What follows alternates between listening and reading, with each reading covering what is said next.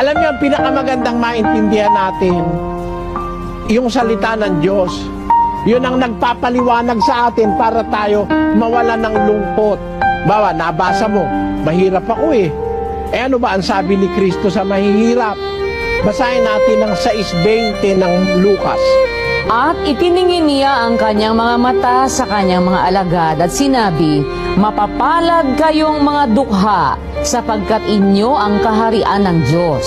Mapapalad kayong mga gugutom ngayon, sapagkat kayo'y bubusugin. Mapapalad kayong nagsisitangis ngayon, sapagkat kayo'y magsisitawa. Mapapalad kayo kung kayo'y kapuotan ng mga tao, at kung kayo'y ihiwalay nila, at kayo'y alimurahin, at itakwil ang inyong pangalan at tila masasama dahil sa anak ng tao. Mangagala kayo sa araw na yaon, at magsilukso kayo sa kagalakan, sapagkat narito, ang ganti sa inyo'y malaki sa langit. Sapagkat sa gayon ding paraan ang ginawa ng kanilang mga magulang sa mga propeta. Datapwat sa aba ninyong mayayaman, sapagkat tinanggap na ninyo ang inyong kaaliwan.